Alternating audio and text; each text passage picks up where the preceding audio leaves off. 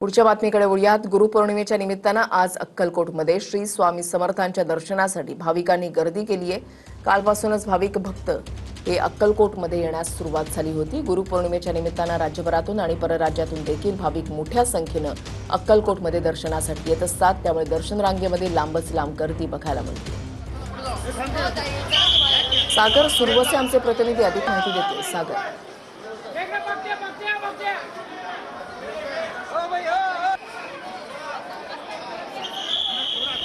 आपण पाहतो या ठिकाणी खरं तर अक्कलकोटच्या स्वामी समर्थ मंदिरात मोठ्या प्रमाणात गर्दी जी आहे ती पाहायला मिळते। भक्तांची मोठी मांदी या ठिकाणी दाखल झालेली पाहायला मिळते। खरं तर गुरुपौर्णिमेच्या निमित्ताने आज अक्कलकोटच्या मंदिरामध्ये या ठिकाणी स्वामी समर्थांचं दर्शन घेण्यासाठी राज्याच्या कानाकोपऱ्यातून भाविक भक्तगण जे आहेत या ठिकाणी अक्कलकोट नगरीमध्ये दाखल झाले आपल्याला पाहायला मिळत आहेत। आणि खरं तर आपल्या गुरूंना भेटण्यासाठी, गुरूंचा आशीर्वाद घेण्यासाठी हे सर्व भक्तगण जे आहेत ते अक्कलकोट नगरीमध्ये दाखल झालेले आहेत। आपण पाहतोय खरं तर लहान थोर आणि विशेषतः महिला भक्तांची मोठी मांदी जी आहे ती अक्कलकोट नगरीमध्ये आपल्याला पाहायला मिळते।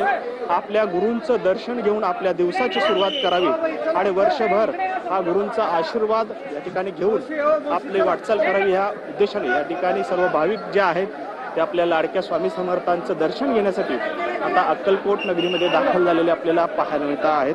खरं तर गुरुपौर्णिमा हा आपल्या गुरूंप्रती आदर व्यक्त करण्याचा दिवस असतो आणि याच निमित्ताने या ठिकाणी आपल्या गुरूंना जे आहे ते वंदन करण्यासाठी हे सर्व भक्तगण जे आहेत ते या ठिकाणी आलेले आहेत आणि आपली भावना जी आहे, आपल्या गुरुप्रती जी भावना जी आहे ती व्यक्त करण्यासाठी ही सर्व मंडळी आता अक्कलकोट नगरीमध्ये दाखल झालेली आहे। खरं तर अक्कलकोट दर्शनासाठी या ठिकाणी लांबून भाविक जे आहेत ते अक्कलकोट नगरीत दाखल झालेत आणि लांबच लांब भक्तांच्या रांगा ज्या आहेत त्या पहाटेपासून लागल्याचं चित्र आपल्याला पाहायला मिळतंय।